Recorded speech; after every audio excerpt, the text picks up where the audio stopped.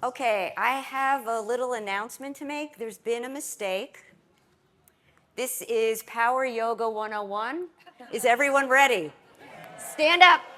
Stand up. It's not really power yoga, just a little refresh. I mean, some of us might be a little hungover. I'm not. My panel is not. We're very grateful that you're here last morning, the last stretch, literally and figuratively. So let's just do it, all right, everyone? On an inhale, up. Look up. Exhale, hands together to the heart center. Close your eyes if you feel comfortable. And just take a moment to find something, anything to be grateful for in this very moment.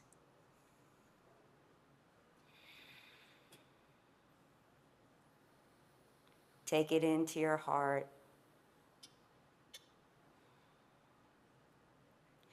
And gently bow your head to your inner wisdom.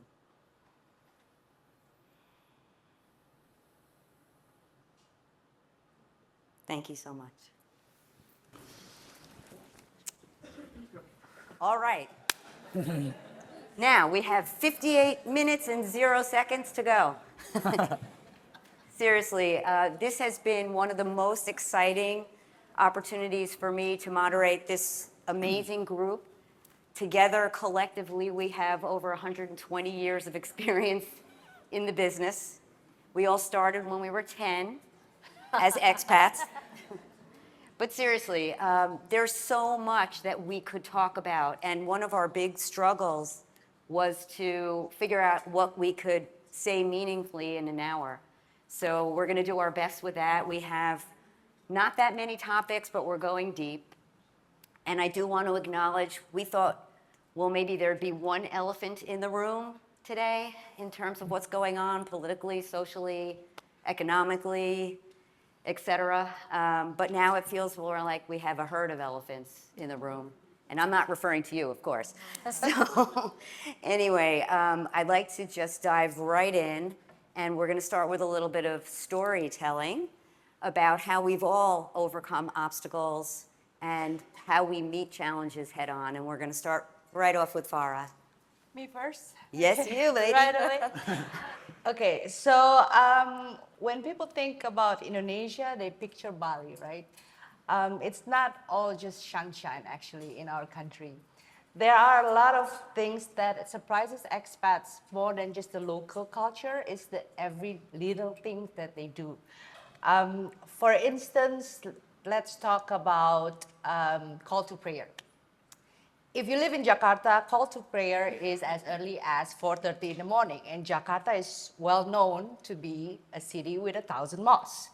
So some expats adjust finally, some just invest in a really good earplugs.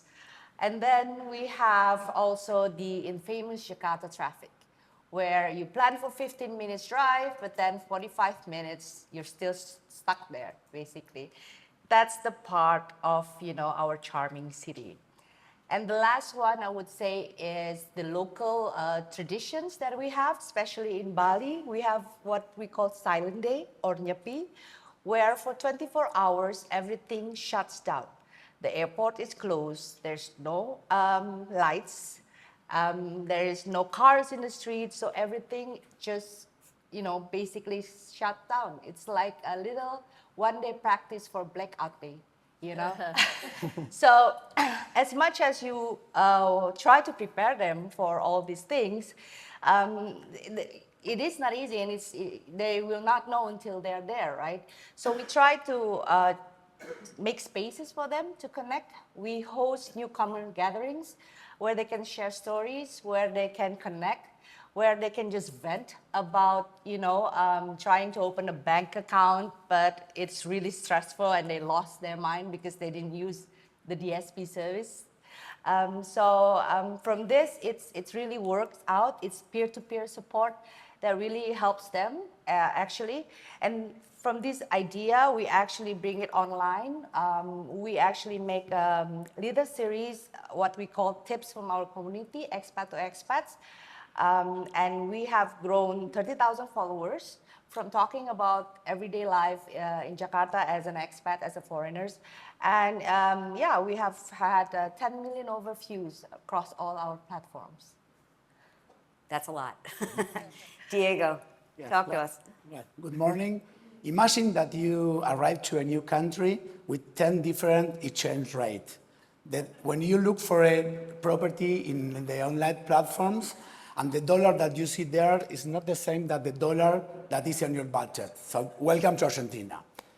So then you go to your office and you see all the people in middle of the summer drinking a hot beverage with a wooden cup, with a metal straw, share each with each other. So we call this mate. Mate is a symbol, it's a ritual that connects every people, but it's so strange to see that kind of beverage, why everybody is drinking this hot drink at that moment. And after this, when you arrive in the morning to an office, everyone in Argentina say hello and give a kiss, a hug, and not starting to work. So it's very strange how every morning we consider to say hello and ask how are you, what do you want to talk, and after maybe 15 and 20 minutes, we start working. I remember like many years ago, we have a polite warning from HR because one member of my team, they give 2 kisses to a Switzerland expat. So it was like a very strange situation at that moment. And another important thing that I would like to mention is most of the landlords in Argentina, they don't want to receive wire money when they sign a contract. They want to receive only cash. So when you go into sign a contract, you have to carry the US dollars in your backpack. It's not possible to wire money. So imagine this situation with the deposit, with all the situation. So I remember one quote that I heard from a Harvard professor that he mentioned that there are 4 types of countries, developed countries, in a way of developed countries, Japan, because Japan has everything despite having nothing, and Argentina. It's like a case, different case for analysis for the rest of the world. But no matter all the situation that I mentioned, the energy of Argentina is great, the people is very warm, very contagious, and Argentina teach you very good values in terms of resilience, adaptability, creativity, and flexibility. So these skills are very important in the world, and this is a very important reason why a lot of expats, they don't want to leave the country, because they feel that this experience is very different for them. Hot beverage in the hot weather. Yes. Sounds sweaty. Simi? Well, talking about Middle Eastern landscape, it's quite dynamic. So I'm talking about the top 2 service locations, Dubai and Saudi. So although Dubai and Saudi Arabia are neighboring countries, the housing markets are very distinct in reality. So in Dubai, there is this illusion that you're able to find properties in websites. It's very easy. You can just pick a bag, arrive, and find a home and move in. And this makes it really tricky for us because we have to constantly be telling assignees that we need to involve, we need to be able to vet through the contract, help with the property documentation process, and they don't really understand the value of it unless we deep dive in, get into it, and help them with the process. So that is when they really understand relocation is not about just finding a home, but beyond that, safeguarding that interest to protect as a tenant. In Saudi, it's pretty different. Online properties, rare, good properties, scarce, and reputable compounds wait list, long. It's probably about a year or more wait list in some of the reputable compounds. So we find that a challenge because employees do hear from their colleagues about some of these compounds. They all want to go into these compounds. From what I know, even Cristiano Ronaldo was on wait list in Bustan compound. So it is really tricky, and so to be able to explain to them there are other options, better value for money, and you can find suitable choices is a challenge that we go through every day. Immigration is another area where we have constant changes, both in Dubai and Saudi, but there's a big drive towards digitization. So Dubai has enabled a program called it's Salama. It allows you to have work visa renewals done in few minutes. So that's where we are heading. In Saudi, there is a big drive for Saudiization, so enforcing Saudi nationals to be able to work in some of the jobs, which is also a bit challenging for some international corporates where they're looking for specific skill set. But that's where it is going. Visas in minutes, that's definitely something new. Ivana, yeah, a little scary, right? I'm from Slovakia, and I also have an office in Poland. And maybe the story is like we moved our office last year, and maybe the fact that we have a bigger reception is a contributing factor because actually we have more people walking in and requesting assistance. And you might say that, oh, that's a nice problem to have, honestly. It comes with its own challenges because we are a B2B company. Our customers, we are selling on a B2B level. We're talking to the HR departments, purchasing departments. It is a little bit different when that individual actually comes and knocks at your door and my receptionist comes and she says, oh, they want to become my client, you know. So, and then I just spent another 30 minutes being polite. And nothing comes out of it. But sometimes actually some comes out of it. And the good news, so the bad news is it happens very frequently and we need to learn how to approach it. But the good news is that some of those people are actually our clients. They're just not coming to us in the regular roads. And I think this is a huge opportunity, and this is what we're doing in Slovakia, and later on we're going to see what we're going to do in Poland.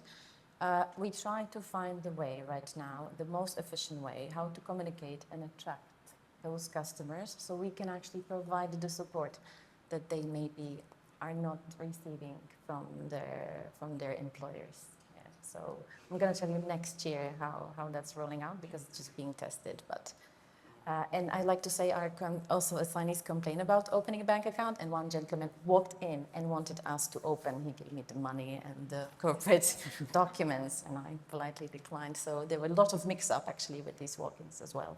So that's our situation. Challenge, opportunity. Great. 120 years of experience, and tomorrow there'll be something new, right? Renee? So I'm going to tell you a little story about why it's really critical to have support on the ground in Africa. So we had a guest staying in one of our serviced accommodations, which we had booked on behalf of the RMC. And this property we had a great relationship with. We'd vetted, we had previous bookings, everything went absolutely smoothly. We had a great relationship with the property manager. Well, on this particular case, our director got a call on a Saturday saying, there's an urgent problem. This guest has been literally parked in, not allowed to leave the building because funds haven't cleared. And what we found out was this was a new property manager on site and didn't know our long-standing relationship. And so we had to make a plan. Fortunately, we have a sister company who is a DS, and so we phoned Oscar, our Cameroon consultant, and Oscar, on a Saturday, got in his car, went over, had an in-person conversation with the new property manager, explained the situation. Africa is a very distrusting nation until they trust. So Oscar had to really convince him, but also had to leave a personal promise that he would take money out of his personal account to pay if our money didn't clear on the Monday. Anyway, the good news was we actually kept the RMC updated on the weekend. The guest obviously left very happy and everything did clear up. And the interesting thing for me was actually there was no escalation by the RMC. And I think it was because we resolved it on site immediately. So it was, a really good outcome. And that's why it is really important to have boots on the ground and support. Probably in most locations around the world, but particularly in Africa. Yeah. I'm about to malign my own country, but I can't even imagine something like that happening in the United States. Or maybe some places, but not everywhere. So let's move on to our first real deep dive question, the current state of talent mobility, the changing role of the DSP. We'll stay with you, Renee. Can you tell us a little bit about, and we're not just talking about Africa, we're talking about the world, what we see, who is moving and why? Sure. So I have been in this industry for 33 years, and I never thought I'd see global mobility evolve the way it has. through obviously shaped by globalization, tech advancements, sustainability, changing workforce requirements, and pandemics. So I want to rewind a little bit. So the traditional global mobility program is your long-term expat, 3 to 5 year program, housing, schooling, household goods, cost of living adjustments, hardship allowances, all on home country packages. Well, the whole families would move and the companies would just cover it all. These programs were not flexible. It was pretty much one size fits all. So for years, for certainly 28 years of my career, this model held firm. We had long-term assignees, moving whole families, speckled with short-term assignments, rotational assignments, one-way transfers, and some business travel. The last 5 years, everything has changed. And I think we can expect the last 4 months, a very unpredictable ride, going forward. So we're now dealing with a very dynamic landscape. Who is relocating, how they're relocating has shifted. Assignment types have varied. There's a much broader assignment types. Hybrid, remote, nomad models have entered into the scene, and companies are being forced to adapt and relook at their policies. So what's driving this? Visa regulations, budget pressures, employee preferences, COVID-19. And the pandemic made remote work feel normal, and people didn't need to physically move to get a job done. Hybrid assignments emerged, so people were looking at splitting their time in between countries so they could balance their work and family lives. Sustainability obviously has a very important role, so companies are reviewing their policies to cut their carbon impact as well as reach their ESG targets. There's also a growing focus on diversity, equity, and inclusion, therefore a much wider, diverse talent pool. And we've seen a huge increase in self-initiated moves, which means these employees are deciding where to go, how to go, but the companies are just supporting them differently. So there's a Mercer report which I read, and it's a valuable report for all of you wanting to look at insights. But what I did is on this slide, I put both the 2000 to 2005 Mercer report in terms of assignment types to the 2025 assignment types. So things are really evolving. This report also gave us, we can move to the next slide, but some more information on assignment types that are growing. And I thought these three were particularly interesting. So the stats are on the slide. But just short-term assignments, 34.4%, locally hired foreigners, which I think is really interesting, 29.4%, and project assignments by 28%. These are big shifts, and for everyone in this room, these global trends are interesting, but may impact us all quite differently. So when I look at Africa, families are used to relocating intra-Africa, actually as a single employee leaving families behind. But when they leave the African continent, they do take the entire family. And a Deloitte report said that there's 50% of assignees coming into Africa are actually all single assignees, which I think is also very interesting. Why are they coming? I can only really talk for Africa again, but we have a large young workforce, potential talent, and we need a lot of skilled talent, skilled foreign talent to come and upskill Africa. So also, I thought this stat from Deloitte report was very interesting. In 2050, Africa will make up 23% of the global workforce. So based on all those stats and information, I'm going to ask Ivana from Poland and Slovakia if you're seeing any of these changes and trends in your markets. Mm-hmm. Yeah, I will start reading the Mercer report every year now. Yeah, thank you. Actually, yeah. Preparation for this panel was very useful because what we felt was happening is actually confirmed. And I think on that previous slide, and we don't need to go back. Let's go back. Yeah. It's just very complex, and I think this is something that we might be realizing, but maybe our clients are not realizing it as much. That how complex it has become. Maybe they're realizing it on a global level, but maybe not so on a local level. So what we've seen in Slovakia and also in Poland, I would say 20 years ago, the person we moved was a typical expat with a full relocation package, family being supported, immigration, relocation, settling in everything you can imagine, all the way until the departure. Yeah, maybe even some tenancy management. Our typical client in Slovakia right now is 30 years old. They are arriving single. They are not receiving any relocation package maybe. And they maybe receive some immigration support and they need to help themselves. And they're accepting local employment contract. So it's written on the next slide. These are actually, is it almost 30% local hires, right? So, I'm sorry, I make you click through it. This one. But so if 30% within our industries, 30 hires, what does it mean? And that is that person walking into my office, very likely, right? So that's maybe my reception really needs to be bigger, and that's maybe why we need to change how we do it.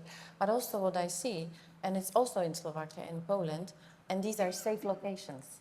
So our clients in Slovakia and Poland need a different support, yes, because it's kind of safe. Somebody else can help them; they can help themselves. But also their HR has different needs because of what's happening. On a global level, all policies are clear, but are they all clear on a local level? Is the local HR so educated?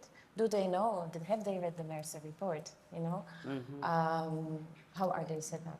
So I see the major shift and definitely an opportunity for our industry. How to step in? Are we ready? I don't know. And I think all of us who are DSPs in the room, and certainly all of us on stage, our roles are changing. And what we noticed in our business is that we traditionally would be, very good at the sort of delivery of services, and effectively order takers from our RMC clients and our corporate clients. What I've seen evolve is that now there's these lump sum programs, and we've been given sort of, this is the program we need to sell, and we have to go and sell it actually to the assignee now. So we had an interesting case of, we had 30 of these programs come in, we converted one, and we had to really look at how we were going to increase the conversion rate. So we feel as DSPs, our role is completely evolving. What do you think in terms of the DSPs? Absolutely. We started as a relocation company in 2004, and later it shifted towards immigration. And I think there are many companies, small like my company, in the room who might feel the shift, that there's an opportunity in providing immigration services if you're not already doing it. So for sure, we need to be completely consultative. We need to have the ability to be able to sell on the individual level, to be able to promote services to the assignee on the individual level. We need to teach our consultants to sell our support as well, to make sure that we have opportunities to support the people who would no longer be receiving the relocation package, maybe just some amount of money. Right, so the roles, it's a domino effect, right? I mean, it starts with the roles, it starts with the demographics, it comes from the corporations, it comes through the RMC, because we could say the same. Our roles have changed so much as well. Depending on where you're sitting in the organizational structure, everyone, in a sense, is in a business development mode, whether you're, supporting an existing client or part of the process of onboarding a new one, or doing your best as the frontline consultant to give a little bit of an explanation of specific services. They're not meant to be more than generalists, but they need to know enough to get folks interested.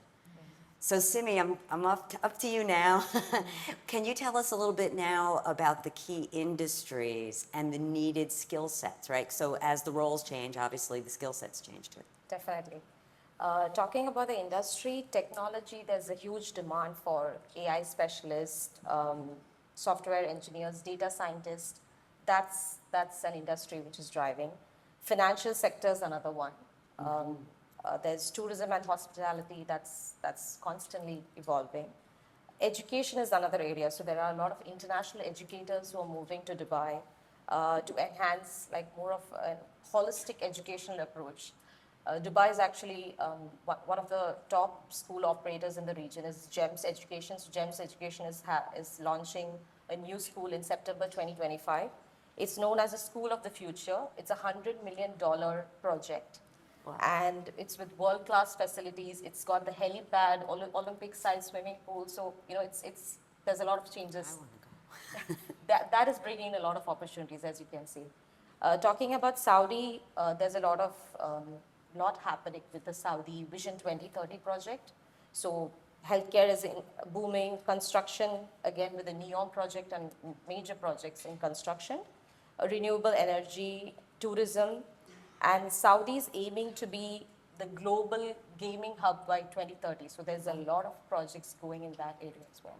Wow, new kinds of games or more of the Yeah, same? it's more like esports, gaming hubs, like that drive is really big. Like the entertainment industry, they're working on that.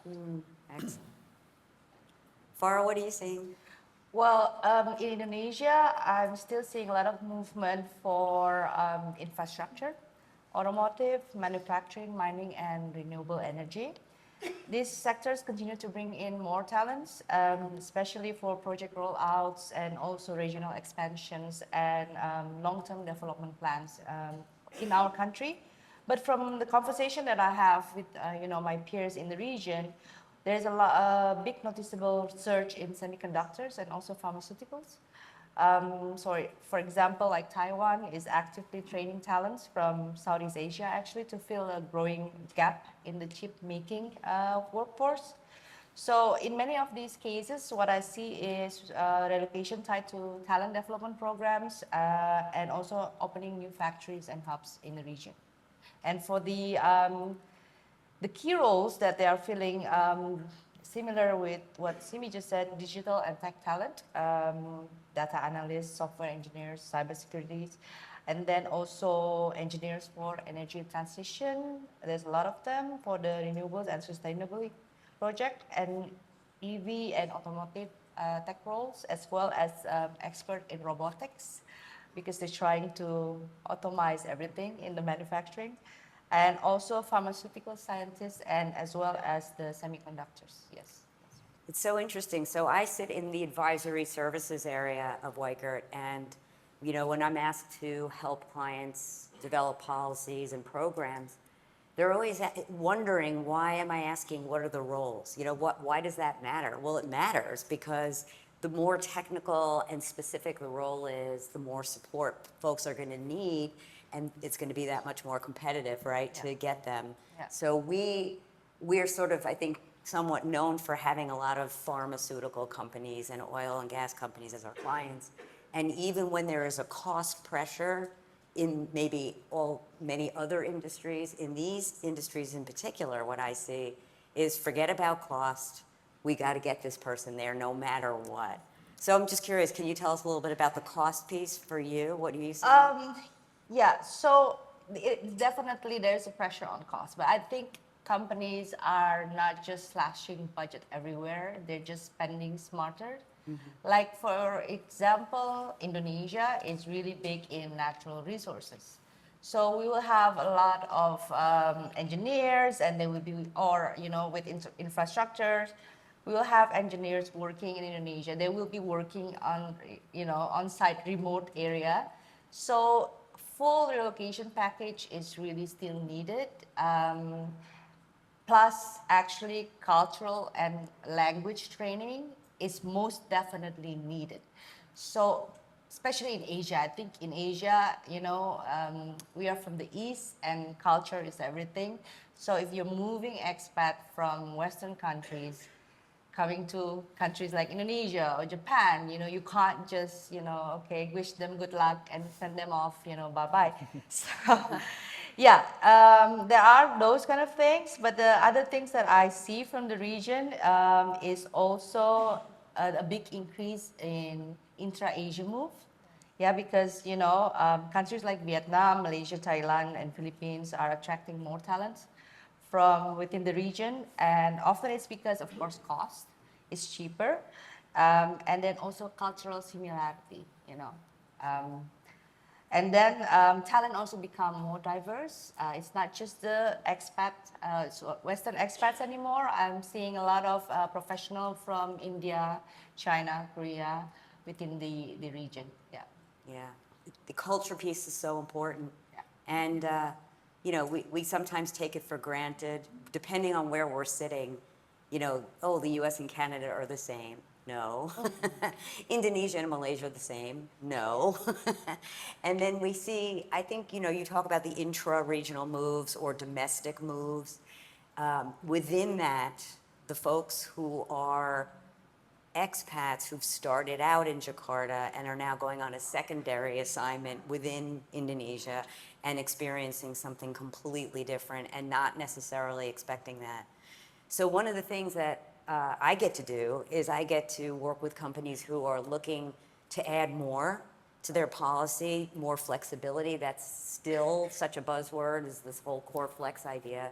So it's interesting, and this is where that order taking versus sales thing comes into play. Yeah. So in the past, you know, I would say on balance, we have more opportunities for cultural and language training, because now you see it as a flex option, whereas in the past, in a traditional skinny policy, it might not even be there. Yeah. But then we have the uptake. And this is where our roles together, RMC and suppliers and partners, really gets to be so important, the collaboration. Originally, that was the topic, but it was, you know, there's just so much to talk about. Where do you go from here? So thank you for that. Our last topic we wanted to get into is the impact of technology on our industry. And poor Diego, with all these, what did you say, we were your 5 mothers? Yes. They Having to control deal me with that. everything what I do. Poor Diego trying to get a word in. So now the stage is yours. Thank you very much.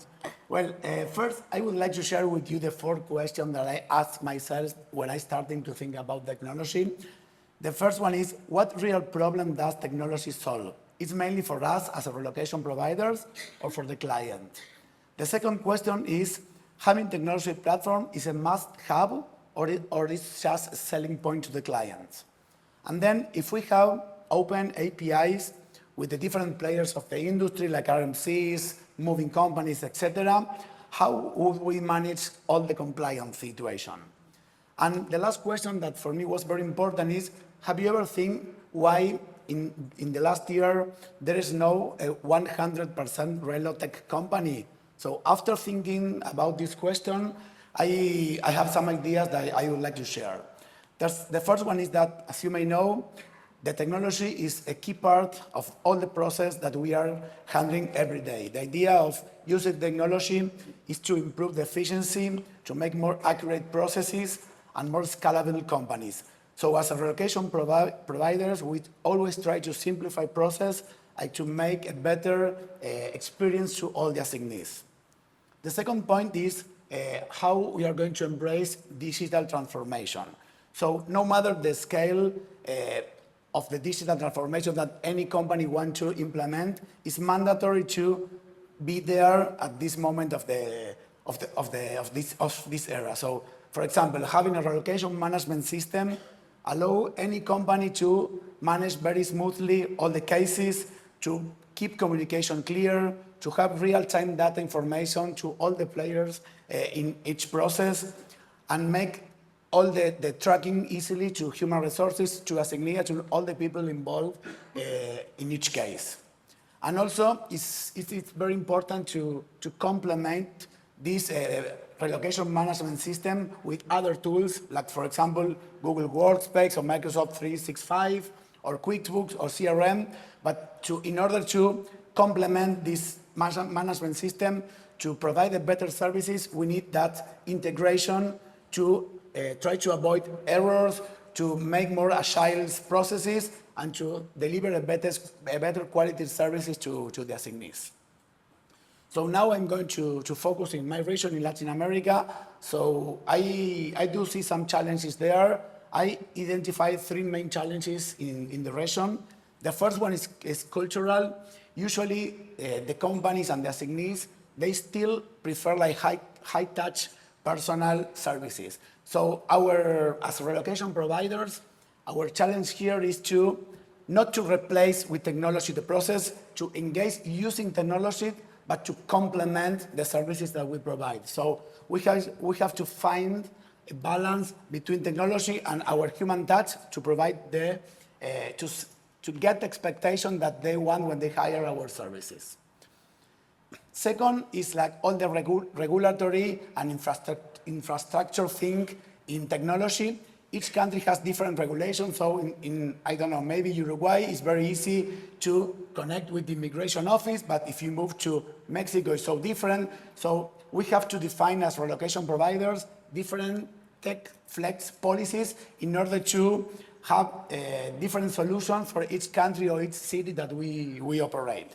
And finally, and for us is the most challenging situation in that area, is how we can engage the expatriate and their family to use our platform, our relocation management system, because we know that sometimes they are like overwhelmed with many platforms in their life and in the company. Sometimes they don't know about this platform.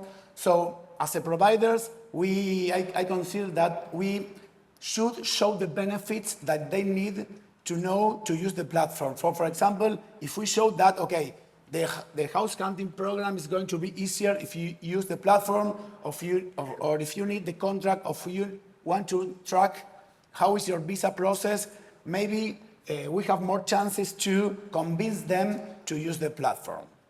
So this for us is the main challenge, because we provide that services, so we need them to be there to deliver a better service. So finally, what we expect about the future, we expect more integration with artificial intelligence. We don't know exactly where it's going on, and we know that there is another session afterwards, but I consider that we need to think about, okay, automate emails, to provide to the assignees information about the immigration process, about house hunting, about prices. So all this stuff that is only like hard information, probably AI is going to give them 24/7 answers about this. And for us, it's going to be cheaper and more productive. So I think that the industry is going there, but we have to keep in mind that we should keep the human touch. We are person, and I really believe that technology is mandatory, but we need to keep our human service because they need that kind of support. I think in this room, certainly we would all agree on that. But I'm just curious, and I can't really see, a show of hands, quick response, generational or cultural? The problem with uptake. Is it a generational thing, or is it is it a cultural thing? So show of hands, generational. Just what do you think? You mean Is it the problem of uptake? Is it more of a generational thing? Hands up. Okay, and how many of you would say it's more of a cultural thing? Obviously, they're kind of intertwined. So more of you say generational, interestingly. And each of you representing your own culture. Generational or cultural? Culture. Farah? Generation. Generational. Generational. I would go cultural. You say cultural? generational. Generational. Interesting. I think it's really an interesting question, because I mean, they're obviously intertwined, right? But, you know, I always assume it's because I'm old that it's generational, because there's some resistance. I think also, I just put it out there that we are expected to use so much technology now that it's like I can relax for once. I don't have to use technology. I can talk to someone. That's how I feel sometimes. But anyway, can you give us a little bit of your take on the technology? I just make a quick note, because you were talking about like different countries. The technology, the impact of technology for an industry is not only about the technology we are using, it's about the technology that is available to others. And since we are relocation and immigration, some of us, ability of our governments to quickly develop technology and use it impacts our business. There are maybe some people in the room who've been impacted significantly, and they might have actually lost a lot of business or parts of it because the government have been so efficient. On the other hand, that's a positive effect, because then people can move faster, and possibly we can provide them other type of support. In Slovakia and Poland, that's not what's happening. Government are not so efficient. I know this is being recorded, but this is a reality. It is happening, but it's just happening slowly. And I actually really believe that when it's well done, then it will have a positive effect on everybody in the room. And it just means we will have to adapt even more. We will have to reinvent how we are going to deliver that part of support that was more about filling in the forms and scanning and sending, etc. So it has an impact. There are two types of technologies we have. I think everybody in this room is using some type of tech, whether it was in-house developed, and those of you who have done it, well done. I'm sure now you're having the challenge on how are you going to maybe update it and replace it, how much it's going to cost. And now when there's AI available, and that's another type of headache. That's where I am right now as well. And the other ones, you might be are implementing available solutions that are already made, and you suddenly realize that it's going to have to be still multiple solutions because one doesn't fit everything. So I think this is a challenge for everybody in the room, whether we're small, whether we're large. We have limited budgets, it's very expensive. But also, there are two things. There's convenience and compliance. And before I say that, APIs are going to happen. I think a couple of years ago, there was a question to the RMCs on one of the discussions, like, are you going to have APIs? When are you going to have APIs so we can connect to your systems?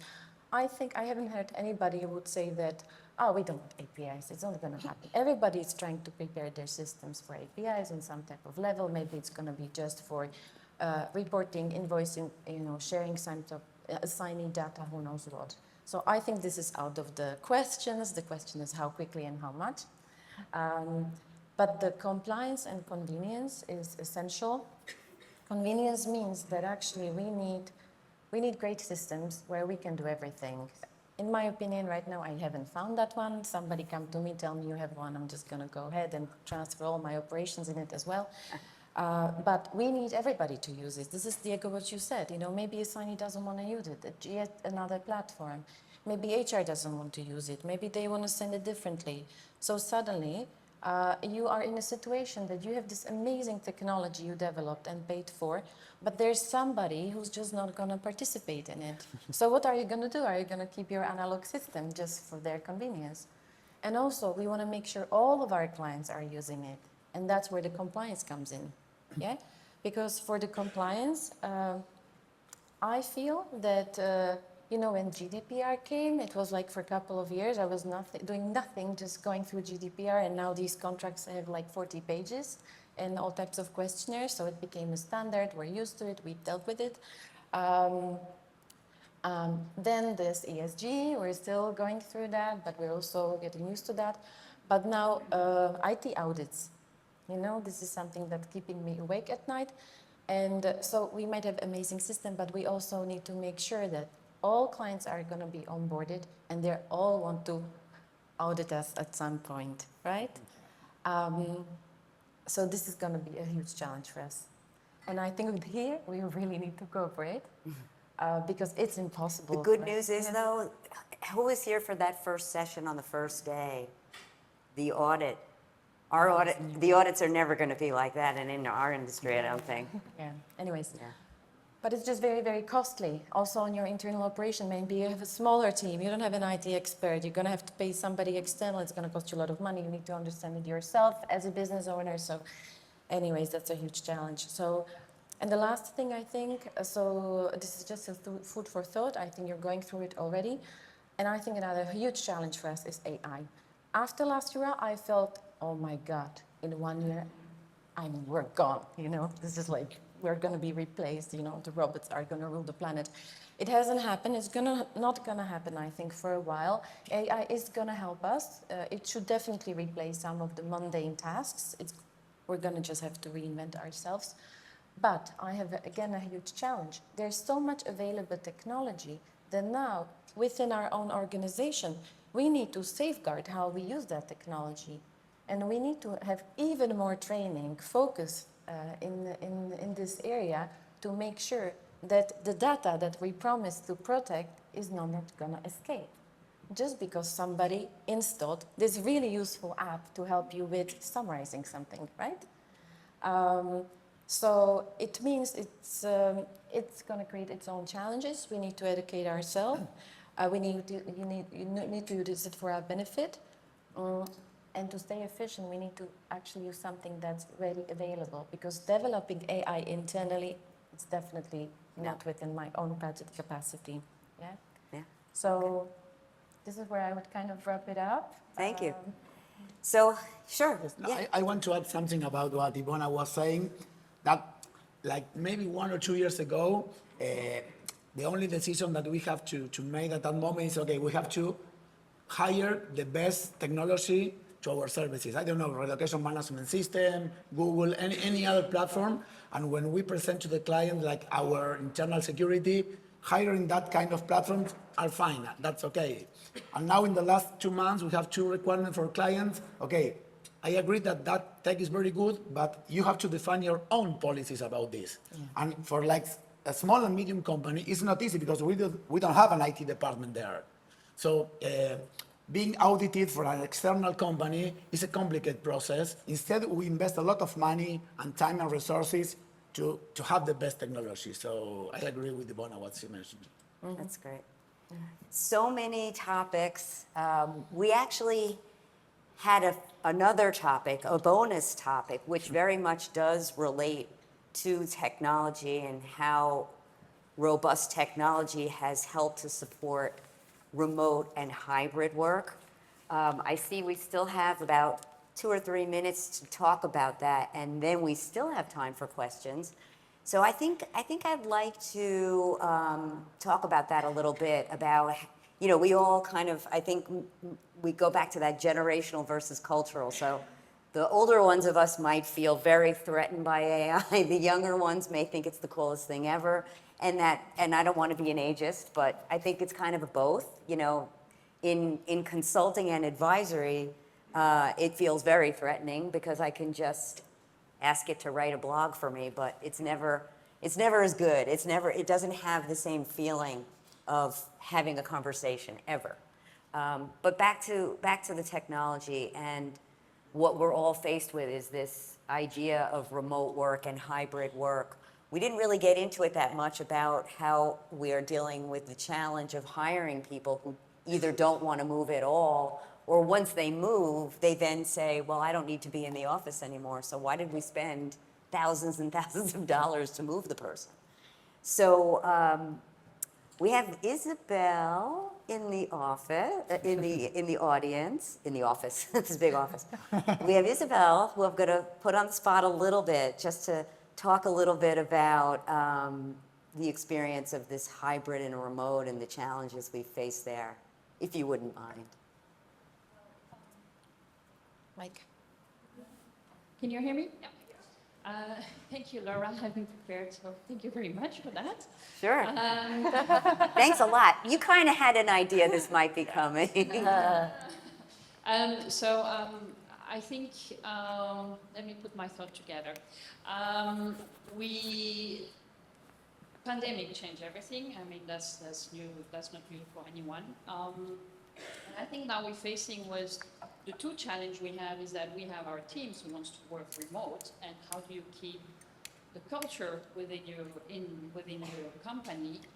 How do you train the new ones who do not want to come to work and just want to come 1 or 2 days? How do you follow up with them? How do you train them? How do you make sure they achieve the quality you want them to achieve? And then we have the challenge of working with partners who have also a team who is remote, so RMC or clients who cannot reach them as easily. They are not anymore coming to your office. You cannot visit them. You cannot train them. So that's a little bit the challenge. And technology is going to help us. It's already helping us. You see that you have some company who wants people to come back. People do not want to come back. So it's a real challenge. I don't really have the key of the success of how we're going to work with that. But I think, Who has the crystal ball out here? Seriously, thank you. We're ready for questions, so would love to hear from you in the audience about any of the topics we talked about. I'm going to flip us back to this Maybe that'll help refresh your memory. We covered who's moving and why, the demographics. There's a question. There's a question over there, yep. Good morning. Thank you. I'm Stephen Prine. I'm the CEO of the Canadian Employee Relocation Council. And the topic is most timely this morning. I just want to share a couple of things. The Canadian Employee Relocation Council, with the support of WICUT, ATMA, EURA, we're just wrapping up the 4th Global Mobility Survey in partnership with Ipsos. That study looks at 20 countries, 12,000 people, about their willingness to move for employment. So your questions about who is moving and why are answered in this survey. I can share with you some preliminary results. Sorry, it was a late night last night. I had fun, it was great. No excuses. Early night, early night. And I can tell you right now that 50% of people, doesn't matter what we do, how much we give them, they do not want to move. Doesn't matter. When it comes to those people that do want to move, accommodation, housing, temporary corporate housing, that 67% of the people that are willing to move say that's one of the top reasons for them moving. And when it comes to remote work, 50% of the people that are looking or would be interested in moving, remote work is really important to them as well. So stay tuned for the results. We'll be publishing them in more detail, but I just wanted to share a couple of things that I thought were relevant to your discussion this morning. The report also looks at demographics, it looks at industries, and it looks at countries where people would most likely relocate to. So thank you for that. Thank you again for the support. Laura, greatly appreciate this. Oh, sure. That was not a plant, by the way. I didn't know you were going to do that. And while we're looking for other questions, please do remember to fill out the feedback on the session. We really appreciate that. It helps us all do a better job. It helps us know what you're interested in. And any other questions? So we had the who's moving and why. Anyone on technology or the roles or anything that we didn't discuss? It's hard for us to see here. Okay. Hello. Sean with Breathe Link. So I have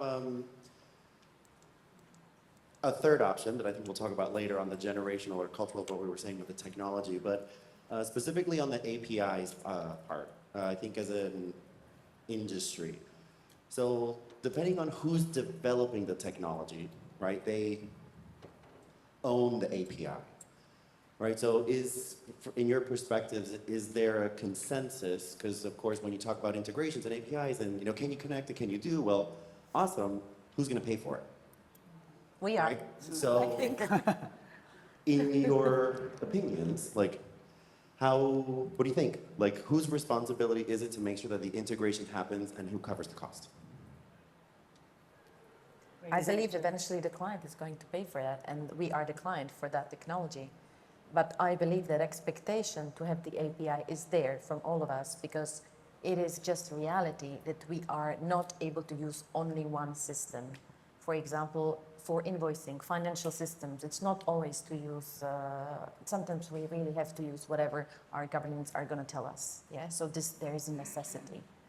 So this will be required, and I think absolutely somebody's going to have to pay for it, and typically it's us and eventually our customers as well, as this is going to trickle into our fees, right? Yeah. Any other opinions before I give mine?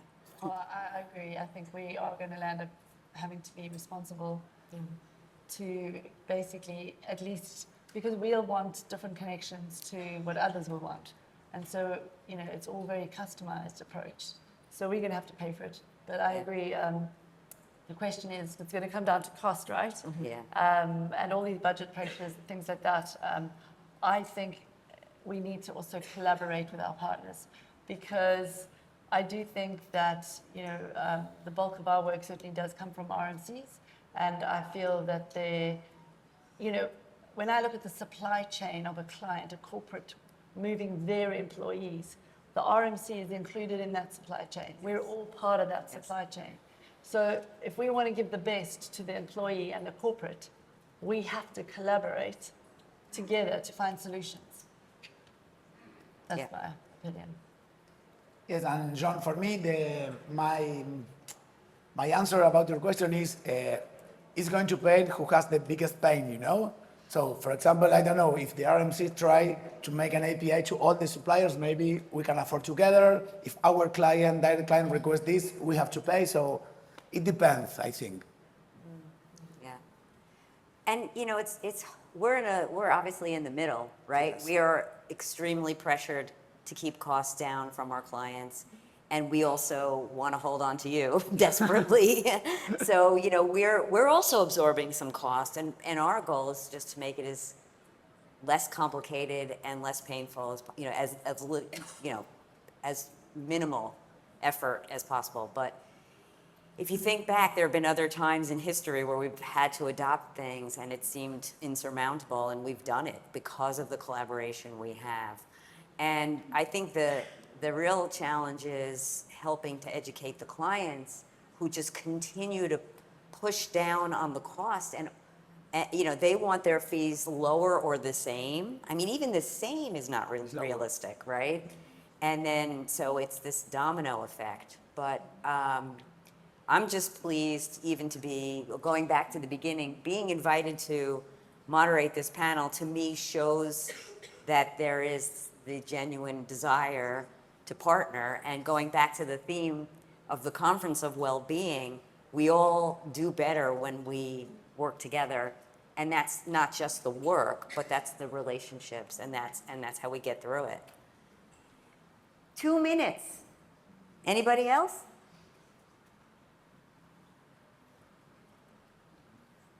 Looks like that's it. Perfect. Thank you again so much. The rest of the yoga session will be happening right after now. Thank you all so much.